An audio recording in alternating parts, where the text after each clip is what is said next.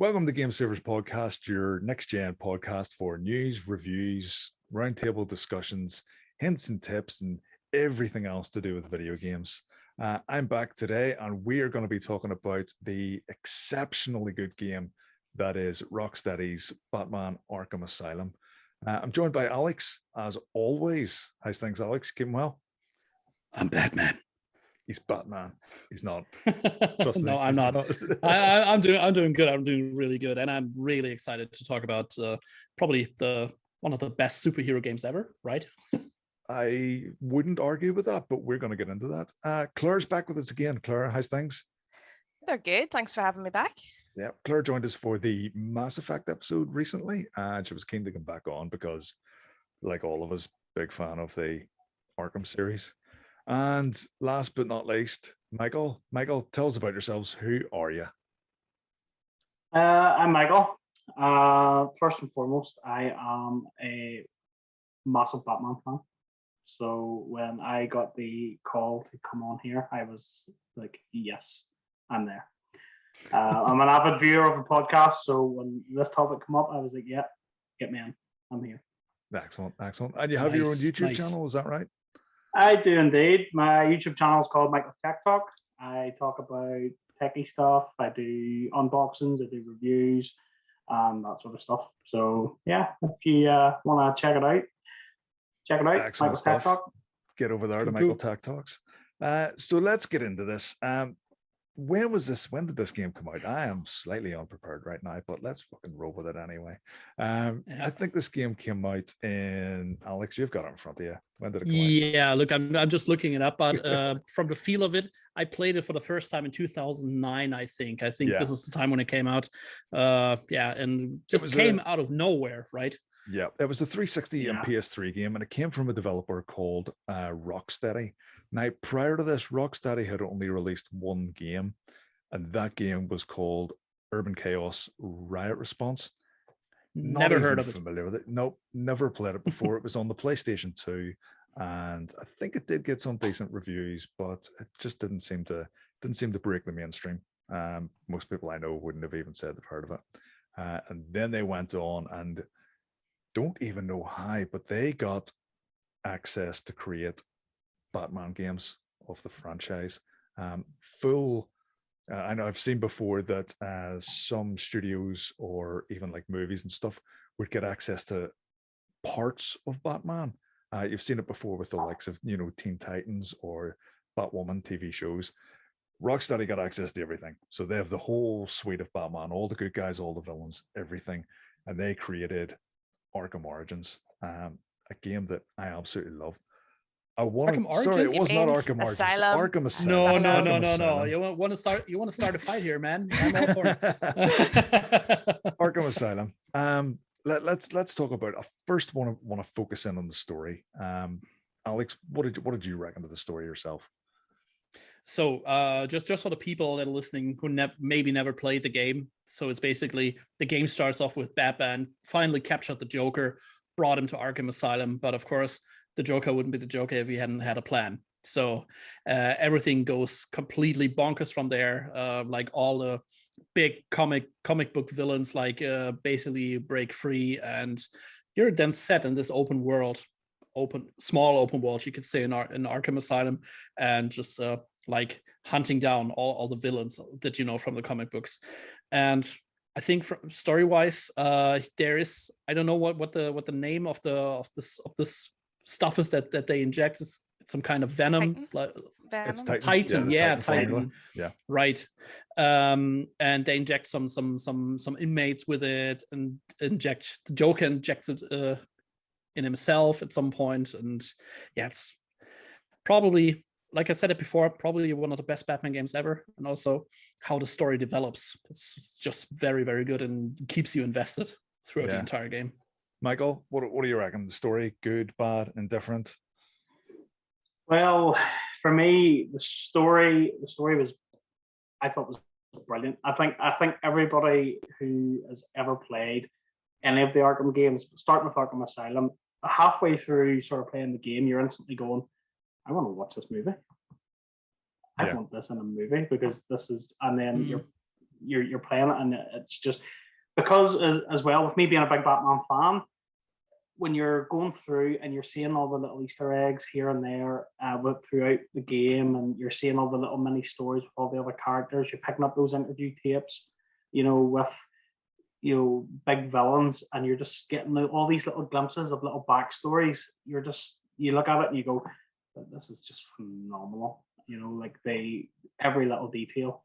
And even back then in Arkham Asylum, and they only got better as they went along with the next games. So I mean, what's not to love? I think it really helps that they got Paul Dini on board. Paul Dini is one of the guys that writes. He would have written the animated Batman TV show, the sort of that one in the background, Alex's video. Really, really good writer, and someone who's already invested in Batman, in the lore, in the characters, in the villains, and the good guys and stuff.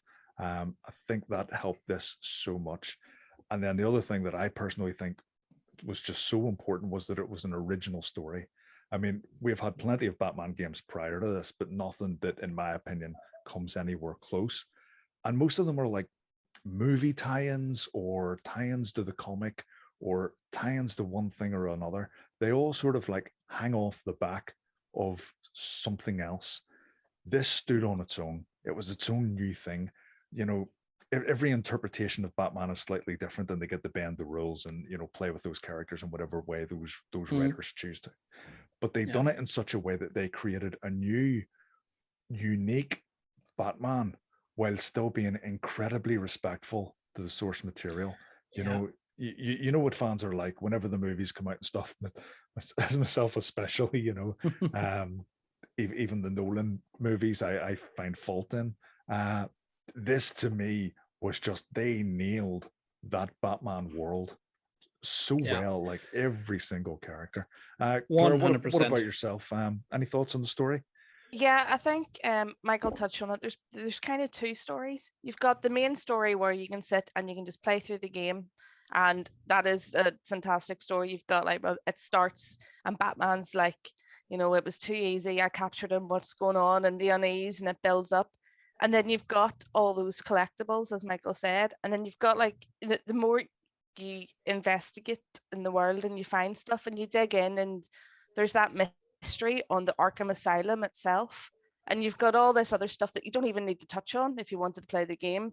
But if you take that time to explore the world they've built, it rewards you, and you get those other stories coming through. And that just, it made it feel so much more than I absolutely agree with that. I mean, you get a lot of the backstory and stuff, almost like little origin stories for each of the villains and stuff.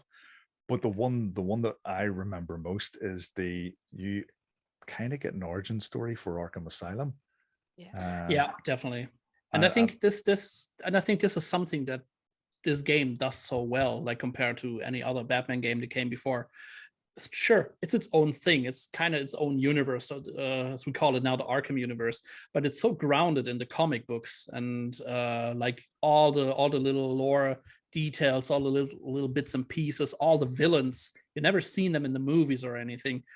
That's just great, and it's pulled off so well.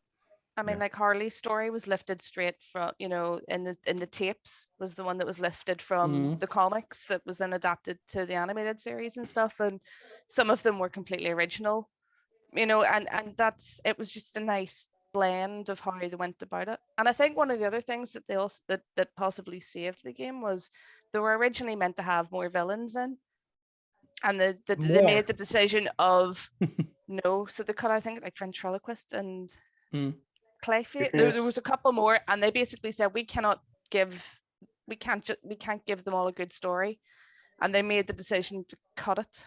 And I think that probably saved it. And that doesn't happen very often, Yeah, I'd agree. Yeah, I would have been too stuffed.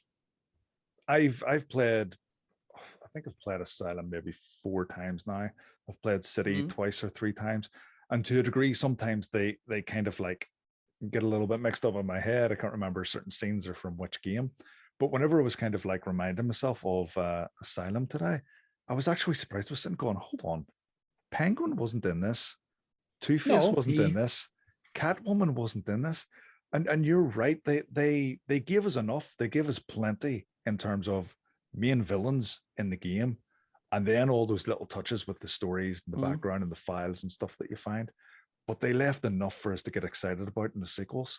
And just I think they got that balance perfectly. You know, one less villain could have been too few. Yeah, I think they teased a lot of. Yeah, I think they teased a lot of stuff in the first game, like in Arkham Asylum, that then like paid off in Arkham City. I know they at least talked about Two-Face at some point where he was like robbing a bank or something. So that was at the end of the game. They you know, after the whole mayhem of the Asylum, then Commissioner Gordon gets the call. Two-Face is robbing the Second National Bank, and then Batman's into the Batwing, and he's on his way to Gotham, and then Arkham City picks up, and who's opening that?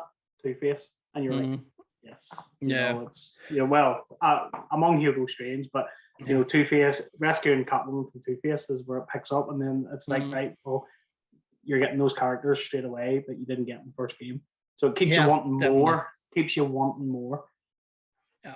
Also, one thing that I just remembered, and I think we can like maybe get from story to the presentation and the gameplay. The story itself was presented in a very, very good way, and I'm pretty sure all of you remember the one moment in the game where you thought, "Oh shit, there goes my console." What happened? Yeah, like oh my god. Like where the game basically cuts to black and it looks like it's completely glitching out, and then the intro sequence starts again. And I was just like sitting there on my PlayStation 3 back, and then I was like, what the heck is going on? Have I lost my save game now? Is my console broken now? And then it's like, wait, this isn't right. There's something different. Wait, what? Yeah. What? So well done. This was one of the Scarecrow sequences, is that right? Yeah, I think so, yeah. But you didn't know that. It was... And if I'm right in saying, okay, by the way, maybe we should have had a spoiler warning at the beginning, but I think that goes without saying.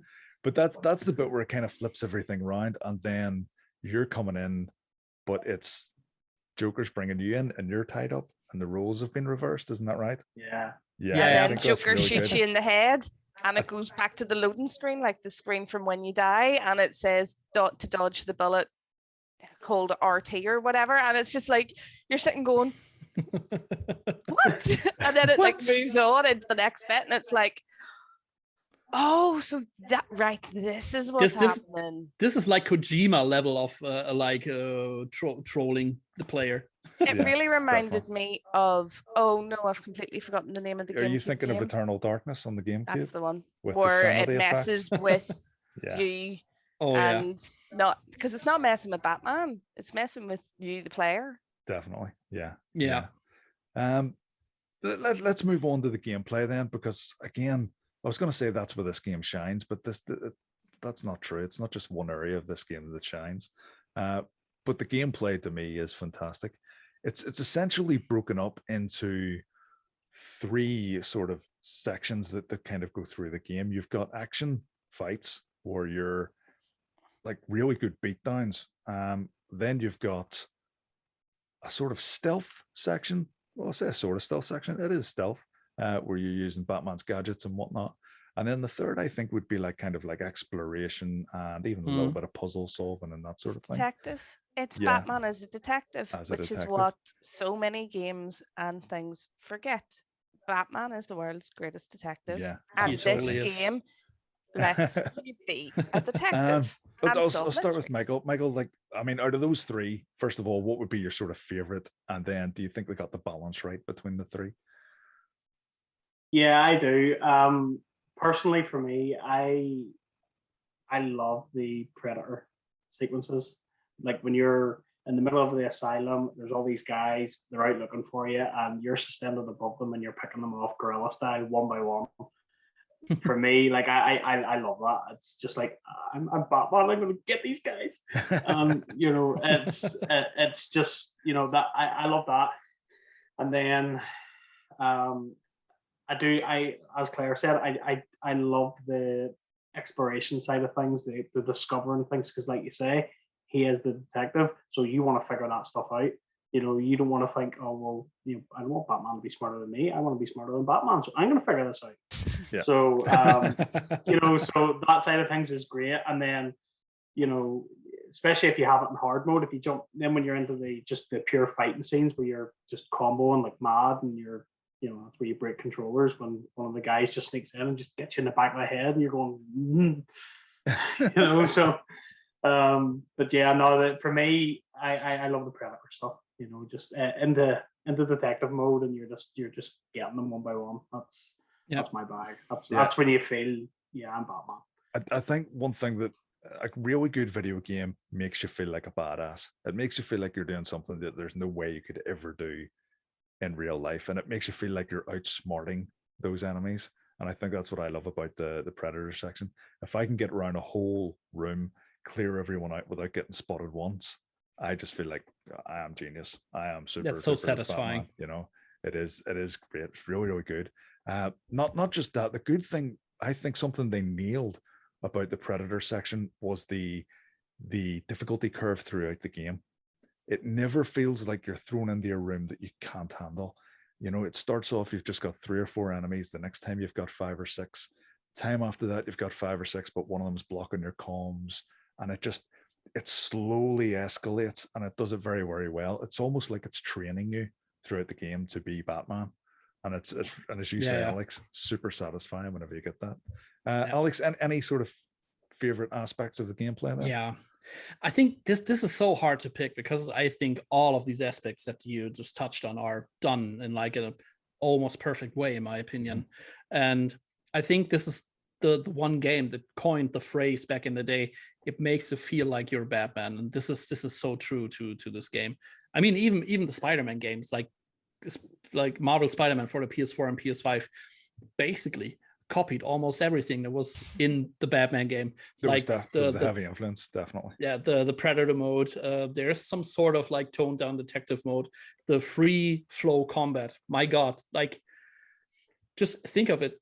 Of course, it is simple, but it just feels so good and so satisfying when you pull off this big combos without getting hit, and just like seeing, okay, I need to dodge this guy. I need to slide under this guy so I can attack him. So.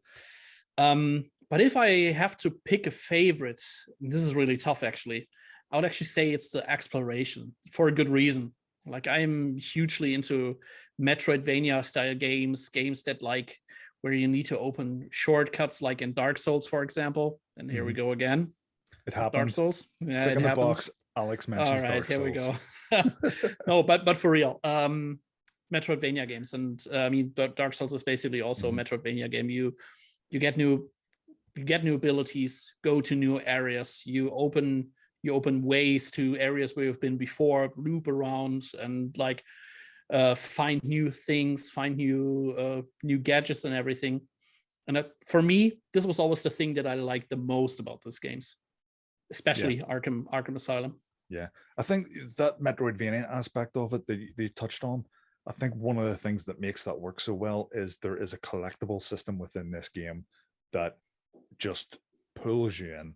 Like, I've seen so many games, those collectibles I'm talking about are the Riddler trophies. And each time you get so many Riddler trophies, you get a message from the Riddler. He contacts you, and he's sort of like almost having like a battle of the minds with you, and acting like he's the big guy, he's the smart one, he can outwit Batman and stuff. It's like a very interesting subplot that's going on there the entire time. The collectibles are essentially a subplot, and that's what makes them so desirable and wanting to go after them. It's not just collecting things for the sake of collecting things. I think a lot of games get that really, really wrong. This makes you want to get them. I literally was thinking of that. Even the future Batman games as well. I mean, that's the one I think they nailed it. Like, I've completed it twice, and I've got all the collectibles twice in that. In like the future games, you're into, there's hundreds of them, and I think maybe I don't even think by the time I got to the last one I even bothered, because it turned into a chore. Eventually in the games it's a chore. It didn't feel like a chore in Asylum. There's enough of a reward for each one that you get. Wasn't it like this in Arkham Knight, that they actually locked the actual ending of the game behind those Riddler trophies? Like, that's mad. That's why I Yeah. never Yeah. finished the game. Because to Yeah, get one of them, I- you needed to do the race. There was a race or something, Mm. and I just was failing at it. And there was a, well, I'm never going to be 240. able to finish. And it was just like, eh. And I actually did never completed it. 240 trophies.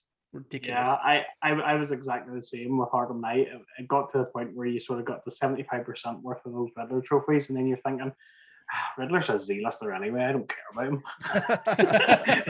So he can stay out there. I don't care. Yeah. It probably Mm. beats him more just not playing his game. If you play Exactly. his game, he wins. So by not That's- doing them, that's how you beat him. That's the way I looked at it. And then the way I looked at it was as well with Arkham Knight. It was like, do you know what? I don't need a gold suit. It's fine. Riddler can stay out there. Aside from that, the actual game that we'll play through, there is also the challenge rounds that you can do, where it essentially just drops you in a room with a bunch of enemies and you try and beat them as efficiently as possible.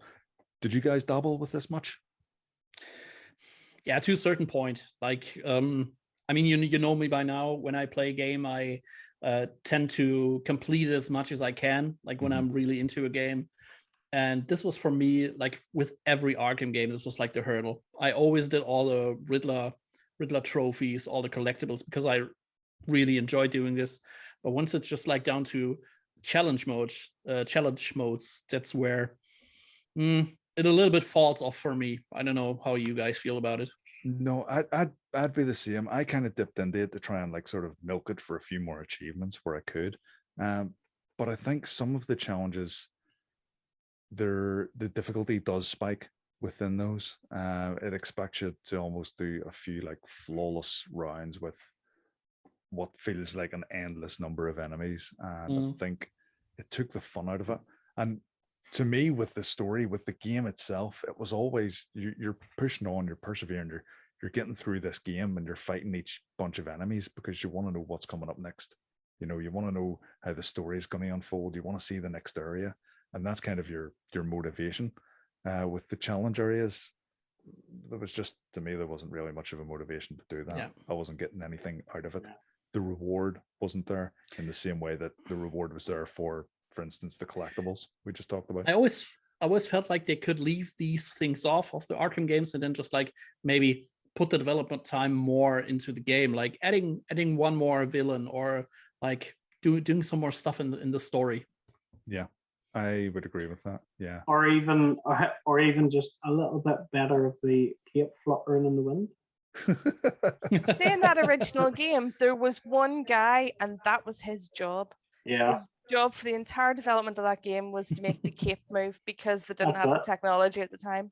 So And they only if- had a team Jesus. of 40 people. So literally Yeah, one guy so- for a couple of years sat. A few And I mean- less challenges and then a slightly better cape. I'm okay with that. I think that guy who was just looking after the cape, I think he earned his bread. Because not only does the cape look really, really good, and don't forget, we're talking about this was back 360 PS3 days. The cape gets destroyed as the game goes on. Yeah. You know, Yeah. The whole suit Batman is- Batman gets scuffed up, he gets his suit ripped and torn and destroyed, and it looks really, really good. It looks really, really believable. There's more to it than just the aesthetic. You know, as the story goes on, it feels like Batman's getting worn down and worn down and worn down. And I think they And I handled love really love well. that. I love that aspect of it because gone are the days of, you know, the superhero of, you know, going into a fight, not even moving a hair, you know, none of that. Batman was ripped up, he was torn, he was bleeding. Yeah, give me that. Yeah, Yeah. to me, that's the appeal of Batman in the DC world. I've always thought that DC's characters were a bit too godlike. You know, you have Superman that, you know, can be shot and a bullet doesn't even harm him, and Wonder Woman's pretty much the same. They're all just like absolute gods. And then you've got Batman, who's just a dude with a load of money. You know, what's his superpower? He's rich, as he says. You know, I'm rich. yeah. I'm rich, filthy rich. So it is. It's just a guy, and he can be hurt. He can bleed. Yeah. Do you bleed? By the way, I know this is completely off topic, but I've seen Jay and Silent Bob reboot today, and of course Ben Affleck is in the movie, and he then goes ahead and talks about like, oh yeah, I used to be a Bruce Wayne, but more now I'm more like a Thomas Wayne, or like the mother. I can't remember her name, and then he just looks at the camera. Oh, Brilliant. would it be Martha by any chance? Oh, Martha, hey, best buddy. Martha Friends. Yeah. Oh. Okay. I mean, we've talked about the story, we've talked about the gameplay, but what is it specifically that made this stand out from all the other superhero video games? Because we got so many cheap knockoffs. Even some of the better ones, just they weren't polished the way this game was. But what makes this game such a good Batman game rather than just a good game? They cared. Yeah, They absolutely. cared about the story. There's a lot of love and a lot of attention put into it. It wasn't just a money making, churn out the next one. It was, yeah. Absolutely. It was a But, 'cause labor we of talked love. about- they brought in Yeah. like the you were talking about the writer and stuff they brought in, and then they brought over like your guy Conroy and Mark Hamill to do the voices from the animated. So there's that, you've got like this consistency through the universe. And How did we get this far without even talking about the voice actors? I mean, I was actually going to mention it. go for it. Take the floor, Michael. Take the I floor. was going to say one of the things that makes the game so good is the voice cast. Bringing in Mark Hamill to do the Joker was the ultimate slam dunk. Bringing Kevin Conroy in, because let's face it, when you think Batman, regardless of movies or anything, when I think Batman, I hear Kevin Conroy. Like he is the voice of Batman. There's no debate about that whatsoever. So like for that, and that's something that evolved so much across the future games as well, because they kept that consistency, and they even brought in some really, really big names for the later games as well, which was phenomenal, because it was something I actually didn't realize until maybe a year after the Arkham Knight was released. You sort of looked through the voice cast and you went, he was in that? What? So but I think that was the biggest slam dunk. If anybody else, in my honest opinion, had a voice Batman or Joker, I don't think it would have just been as polished, in my opinion. No, I wouldn't disagree with that at all. Definitely not. It's literally the cherry on top. It's the thing that just made it perfect. Because growing up, for me, watching the animated series and seeing all that, and then you're playing that game and you've got those voices, you're like, yes, this is it. This is it. So that was key for me. That was one of the biggest slam dunks. And then I nearly didn't buy Origins because of it. When I seen the voice cast and they were, and I was like, what? No Kevin Conroy? But look, I think Batman Origins gets a lot of shit, like unrightfully so. Yeah, it is not as good as the actual Arkham trilogy, but it's still a good game. It's still way better than most other games. And I think to bring it back to Arkham Asylum, what made this game so special, or what made it stand out as a Batman game, it's the first game where I felt like they really respect the source material. They really know what they're doing. They have so much like references to comic books. Like I grew up with the comic books. I read everything that I could back in Germany that was available there. And I felt like, oh yeah, I read about him. Oh yeah, I've seen him in a comic book. And no other game, no other superhero game before Batman Arkham Asylum did it to this level. So for me, as a comic book fan or old school comic book fan, I just felt right at home. And I felt like, yep, 100% they're nailing this. Yeah, I think for there's. me is sorry, go ahead, Claire. Like I was gonna say, for me as someone that didn't read the comics and stuff, and so like my knowledge is much more in the like mainstream media. The characters in Arkham Asylum and the other games they're the ones that have pretty much heavily influenced how I view the characters in Batman and how they should be. That's been like I want to watch the animated series and stuff, but I mean the portrayal of like Joker and Harley's relationship and stuff, and like Poison Ivy, and that's sort of whenever I know I watch other stuff, I'm kind of comparing it, and like even like Victor's Zsasz and stuff like that. This I kind of revert back to how it is in the game. That's one of the biggest influences for me and how I see a lot of these characters now. Mm. I think something that done brilliantly is that they took characters and then they molded gameplay around them that fitted perfectly. Like if you think of the Scarecrow, you know, and the sections in the game, they managed to come up with something where the gameplay, like the Scarecrow sections are completely different from everything else in the game, and Scarecrow is Absolutely. completely different from everything else in the game. And they just managed to meld that really, really well. Again, another example of that would have been the boss fights with Bane. I know it's a bit of a cliche in video games where it's, you know, wait for the enemy to run at you, jump out of the way, he hits the wall, and then you beat him and stuff. But at the same time, isn't that how you would fight Bane? Isn't that how Batman would fight Bane? Yeah, that makes the You most know? sense, right? So it just kind of, they've taken these elements of the villains and they've just completely made it work so well with the gameplay. Now, the one little bit that I think maybe deserves a little bit of criticism would be the section with Killer Croc. I wasn't overly fussed on that. Wow, Oh. that's weird. I was just about to say this is also like a boss fight that stuck with me because it's just so tailored to the character. I thought it was a good one, so it's kind of funny for me that you say that this falls off.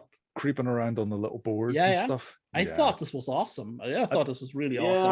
I liked it when it kicked off, when it kicks into the sequence where you're pretty much just running away. Thumbs up. But the creeping around on the boards, I don't know, I just find it a little bit tedious. Well, The first time I did it, I hated it, and whenever I replayed it, I was absolutely dreading getting back to it. And then whenever I did it for the second time, it was like, actually, this isn't as bad as I remembered. So I'm not quite Michael, sure. what did you reckon to that? For me, I always get that element of Jaws, you know, that Derner, you know, oh, he's gonna get me. You know, and it was always that sort of thing. You could be sitting back in your chair playing it, and then when you got to that bit, you were right. I need to focus. I need to stay on these boards. If I fall off, he's going to eat me. So no, I back in your lane, Wayne. I love that. just like this the entire time. Oh my god! Yeah. Oh my god! Don't do something wrong. Oh my god! Oh yes, I made it. I'm gonna live. Well, one part of the game that gets a wee bit of criticism, I see people online that say they weren't overly keen on it, was at the end of the game, Joker injects himself with the Titan and then becomes a big sort of mutated Joker clown creature type thing. We don't talk about that here. I was grand with that. I had no beef with it whatsoever. I think that you do need a sort of a climax, like a sort of big climactic ending, a boss battle. At the end of the day, it is still a video game. And I thought that worked out okay. I was totally fine with that. I thought it was the right level of challenge as well. It felt so not jokery, if you know what I mean. Sure. Like if you think about like the big climax in the Nolan movies with the Joker, or even the first Batman movie, or even in the comics, it's almost always more like a standoff person to person. Yeah. And I would have loved to see something like this, and not just like, oh yeah, I'm Monster Joker now, me smash.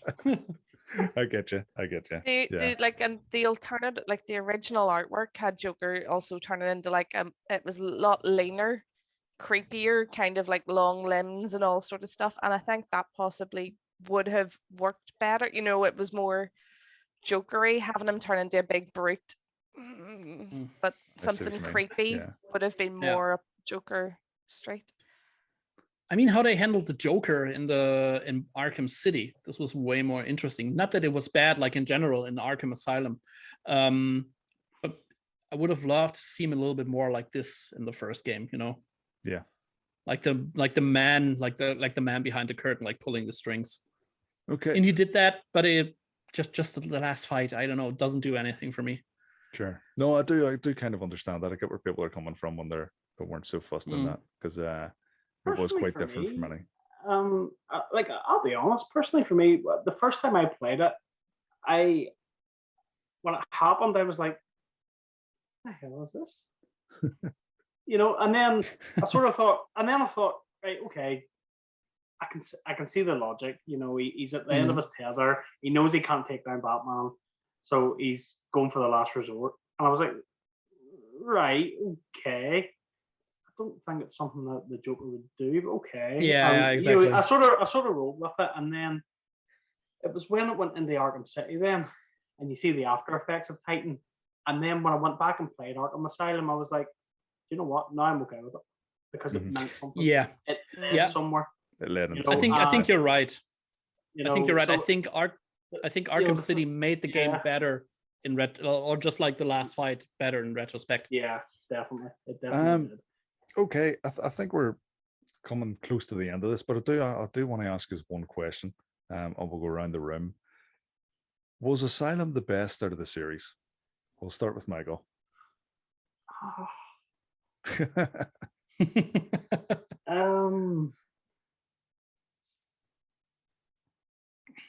We'll come back to you, Alex. No, it was. I think it's the second best one. The best one, in my opinion, is still Arkham City, because even though it's not like Gotham entirely, it still feels like you're the Dark Knight. You are like roaming through Gotham and like solving all these riddles and like running into some villains and stuff like Calendar Man, one of the best Easter eggs in the game, in my opinion. Not that Arkham Asylum does anything wrong; it does it good. It's like a good base for what's to come in the future. But it really just like the story was way more interesting in the second game. The world was way more interesting to me, and I usually have like something that you could call like an open world fatigue. Like open worlds when they're too big and too stuffed, and then it's like it's just like pushing me away. Arkham City had the right amount of it and still felt huge without being overstuffed. So I think, Arkham City, best of the bunch in my book. Claire, Asylum, was it the best, or do you have another one? No, I don't think I can disagree with Alex. I think Asylum was great, but City just took it that little bit further. It built on what came, and everything that we've talked about that pretty much Asylum did well, City does better. It has a few more villains. It expands on the backstory. It expands on the story that are there, and then it brings in some of the Bat family, and then you've got more of Gotham, which is, in Asylum it's in the background, but you get to explore it. The whole Hugo Strange. It's there. I think. Yeah, no, City. I think would take it. Yeah. Michael, have you come to a conclusion yet? I'm going to be controversial. Go for it. Oh. On the grounds of it built the foundation, yes, I'd say it's the best. Yeah. Simply because it revolutionized that type of game. So can't argue with that. It made and superhero games cool. Exactly. Because simply put, I'm a comic book geek. I'm a Batman fanboy, right? That's just the way it is. That's who I am. Anybody that knows me knows that's who I am.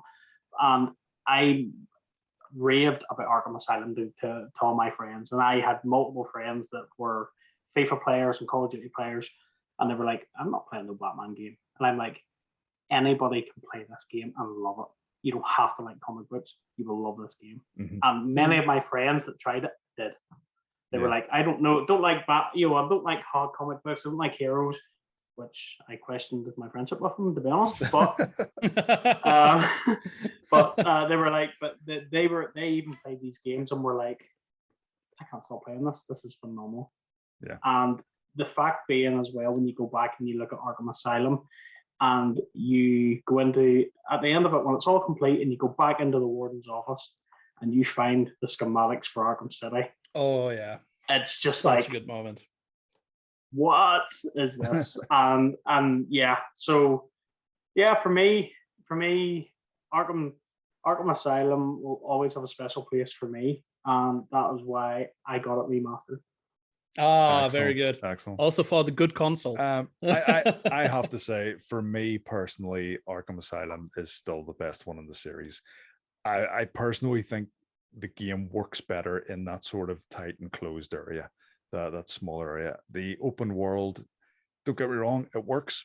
it's great, and it's fantastic flying around Gotham. I think they went a wee bit too far with Night, especially bringing in the Batmobile. I just don't think it lended itself to the type of game it was, and I just think as it expanded, the quality kind of dropped off a little bit. To me, it was bringing that tight, close-knit, claustrophobic experience that Asylum gave us. To me, was virgin on perfect. To me, it's as close as you can get to a 10 out of 10 game. I think what falls under the radar for a lot of people as well is the most underrated character in the entire game. Okay. The Asylum. Absolutely.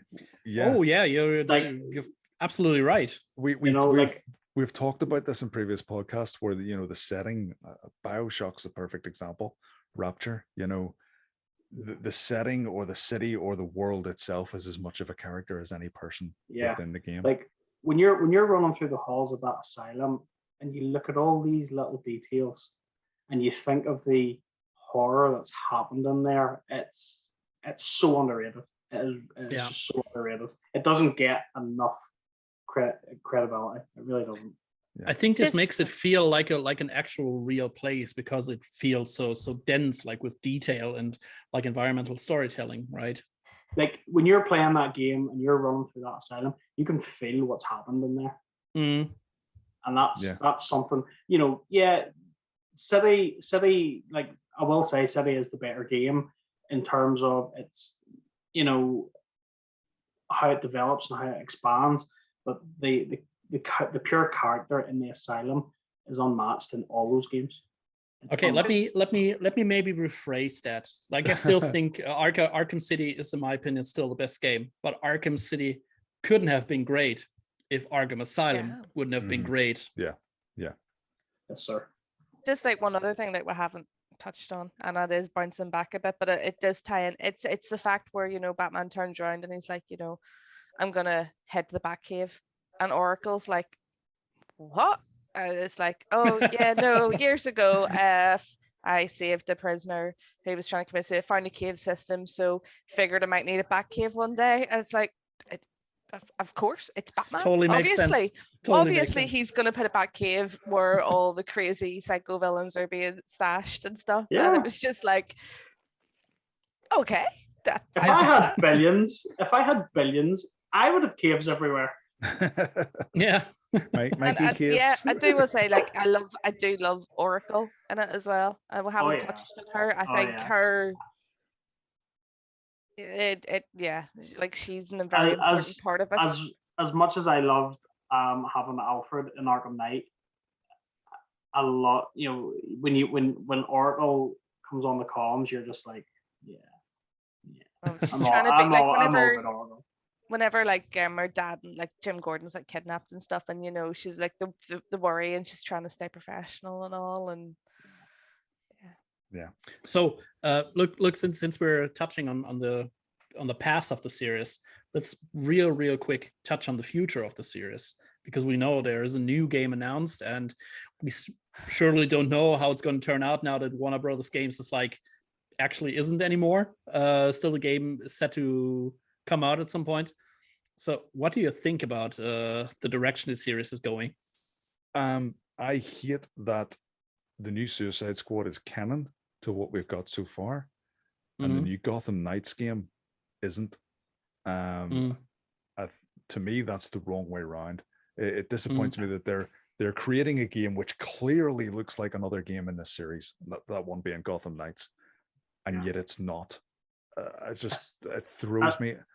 And don't get me wrong, I will buy it. It's another game in the Arkham. Well, it's not the Arkham series, but it is the Arkham series.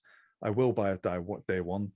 I will probably enjoy it, but it takes the shine off it. It takes the edge off it, knowing that this story isn't a continuation, nor is it in the same continuity of these games that we absolutely adore. As soon as I saw enemy levels, my heart sank, because that was just that completely moving away. It's the enemies don't get tougher in the Batman game. Your thug. I mean, they maybe upgrade, they get weapons, or they, get up. But it's it looks like having areas net it off because you're not a high enough level to go in and beat up the thugs.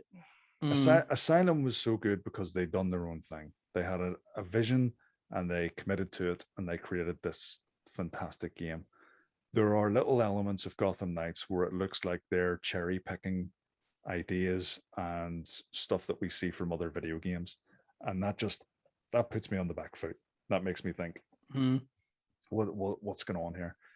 The other one, Suicide Squad, I'm not even sure which game you initially meant, but I've tackled both of them. Suicide Squad, all we've got is a CGI trailer, and the way they're running around fighting bots, I am just getting real live service game vibes from that. Yeah, I was actually not referring to the Suicide Squad game because I actually haven't thought about this. Just remembered this right now, since you're mentioning it. So I think for me, it's more like when I saw. Let me phrase it this way: I saw the trailer, thought, okay, that's another Arkham game. It looks like an Arkham game. Then, just like Claire said, I saw enemy levels. Strike one. Yeah. Then it's like it's a shared world online co-op game. Strike two. It's just like you're putting all this stuff in a Batman game that doesn't belong in a Batman game. I don't know. And they tried that with Arkham City. They tried. No, was it Arkham City? No. No, they didn't try Origins. It was Origins. Sorry, my apologies. It was Arkham Origins. They tried that. They tried that online co-op thing, and I personally never played it. I was like, no, I don't. Yeah, that was back like 360 and PS3 days. There seemed to be this idea that every single player game had to have a co-op or a PvP element, and it didn't, because if you didn't get the players in, then it wouldn't matter because you couldn't play it because there wasn't enough people online playing it. Exactly. Then you have like 10 achievements. Then you have like 10 achievements sitting there that you could never get. Hateful. Absolutely hateful. Which as soon as I realize I'm never going to be able to get all the achievements because some of them are online play that I don't want to do, I have less of a desire to even go back in and get the single player ones because I'm not going to get the 1,000 anyway. So why bother? One thing I would like to see in the future of this series is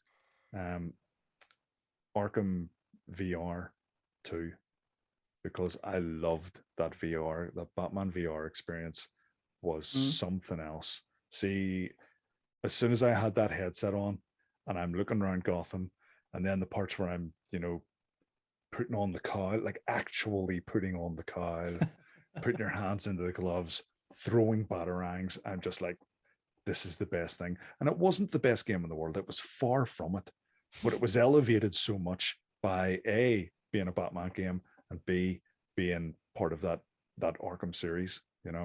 I loved it, and I would love to see a sequel to it. I'd love to see them flesh it out, do something a bit more. Especially now since VR, you could say, has come on a lot more. A hell of a lot, yeah. To me, so I think that Arkham game came out soon after PSVR, so maybe when PSVR 2 comes out, we'll get a sequel to it. Who knows? I hope so. I still need to get my adapter to use my goggles. Well, my VR goggles now with my PS5. Still can't use it. Oh. Listen, I think we've covered most bases there of what I would still say is one of my favorite games of all time. So we'll wrap things up there. Thanks everyone for coming on this week again. It's been a blast as always. Don't forget Michael's Tech Talk on YouTube. If you search for that, you will find it. Lots of unboxing and reviews of iPads, phones, headsets, earphones, laptops. Just whatever I get my hands on. Yeah, whatever you can snaffle. Yeah. And then again, don't forget to check us out on all the social medias, Facebook, Instagram. We are there. If you search for Game Savers Podcast, you will find us. If you want to follow me on Twitter, it's GameSaver_Wayne. And thank you everyone for coming on this week, and we'll wrap that up. Thank you. Don't forget to save your game.